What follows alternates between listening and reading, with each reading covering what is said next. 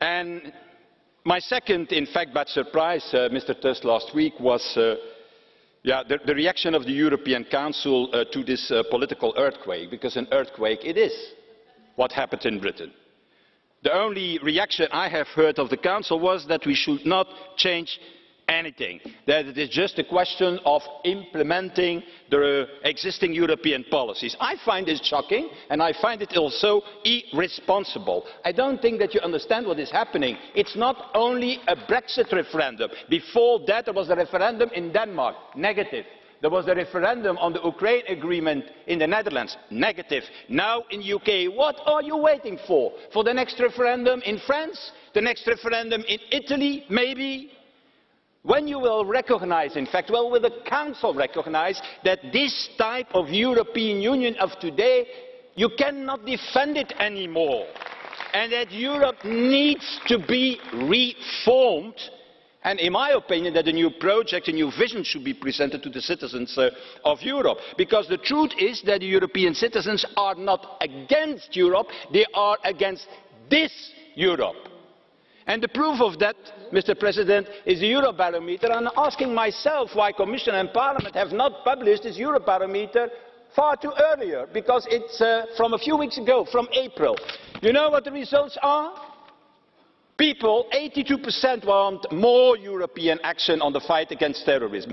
77% of the European citizens ask more European action in the fight against unemployment. 75% of the European citizens ask for more European action in the fight against tax fraud. 74% are asking more European action on the issue of migration. On 14 of the 15 questions put forward to the European citizens in this Euro-Barometer a few weeks ago, people are asking for more European action, not less European action.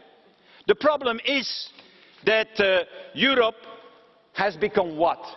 Europe has become an expert in legislation on the exact measures and the colour of our packets of cigarettes. We have become an expert in deciding the amount of flushing water in the toilets, and also in the level of subsidies that a local football club can receive from a local government. But what they want, the citizens, and that is what the European Barometer tells us, that is that they want a European border and coast guard, a European asylum and migration policy to tackle the migration crisis, to have a European capacity and intelligence to tackle terrorism, to have a European government to defend the euro, and to have a European army to defend our borders and to end conflicts in our neighbourhood. That is what the citizens are asking. That is what they are asking here. The problem is, the inconvenient truth, in fact, I should better say, the convenient lie is that more of the same will not get us out of this crisis, dear colleagues. That is burying our heads in the sand. People want you to work on another Europe, and a Europe that delivers results. And by not doing that, what you are doing is sleepwalking towards a disaster, towards 27 other referendums in the near future. So let's not be naive. The real problem today, and Mr. Pittella is right when he is mentioning Schäuble, is intergovernmentalism. A loose confederation of nation states based on unanimity cannot work. That is the reality of today, that you don't recognise until now.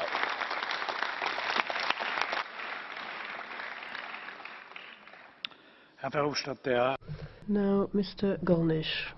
Go ahead. President, the European Council on the 27th and 28th of June showed that, as here, most European leaders have not understood the situation at all. Instead of a union based on a collection of free states developing programmes together in cooperation, you want more and more forced integration, which will lead to more hostility and more mistrust in the populace. Look at these conclusions. The national parliaments will not be able to have a vote on the CETA, the agreement with Council, and in June in Warsaw we will promise to align our security policy on NATO, that's to say on the United States. Mr. Weber for the EPP is indignant that Mr. Farage did not appear today. And Mr. Verhofstadt for the Liberals is indignant that Mr. Kamal is still here. Mr. Verhofstadt says that in Euro-Barometer, the European people want more action for the European Union, in particular as regards migration. Mr. Verhofstadt, in order to contain and limit massive immigration, not to organise it, as was was happening yesterday in this Parliament. As regards UK has gone through all the stages of intimidation. It's suffered intimidation. It's been threatened with catastrophe, which hasn't happened. The politicians tried to threaten the UK people with certain self-fulfilling prophecies which have not come to be. They want to impose limits on the freedom of movement of people, which will lead to a limit on freedom of trade for the UK. I mean, in the meantime, you want to have trade deals with the United States and Japan and elsewhere, which do not allow freedom of movement of people between your countries. I think acting in anger is very ill-advised as what is happening now. The ENF group, Ms. Le Pen. Eh bien, dis donc! Well, here you have it. What rage, what hate coming from the European leaders. On the day after Brexit, I held a press conference and I said to the French people, listen carefully, look carefully, you will see the true face of the European Union and its defenders. And what we can say is that this is true. We've seen what's happened after Brexit. There's been talk of apocalypse. European civilization will collapse. The stock markets will fall, and none of this has come to pass. We've now moved on to the second phase where we're calling into question the people, what they've said. We're calling into question democracy. Some people say that when the people vote the wrong way, we need to dissolve that decision. This is what we've seen. Look at what's happened with mass migration. Sometimes, well, now you say that when the people have voted wrong, you have to do away with those results. But this is a competition now. Some people said that the young people should count twice. Old people shouldn't vote. There have been some demonstrations in the UK with that ridiculous petition going around for people wanting to rescind the vote, and all of this is being played up in the media. Now, the heads of state met, but they couldn't come up with any result or any decision to be taken on Brexit, and they want to have a future with the EU and the UK working together. But we have to see whether this is going to happen in good faith or in bad faith, good terms or bad terms. There are some people who do not want to accept this result, and they say that the British people should pay dearly for this divorce, and they need to use this as a deterrent for other people to leave the Union. But that is shooting yourself in the foot.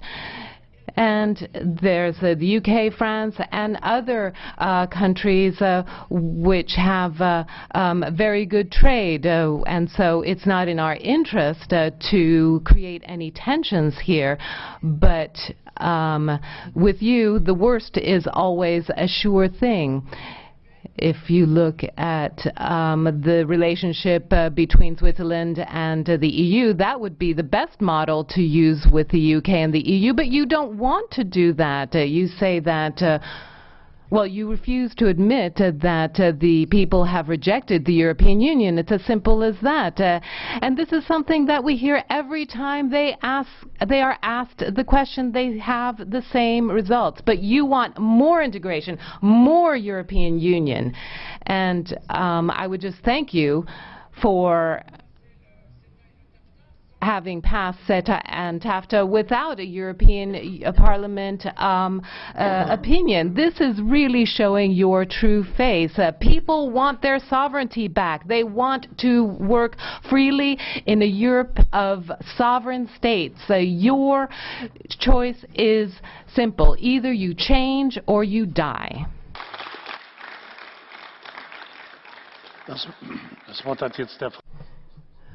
No.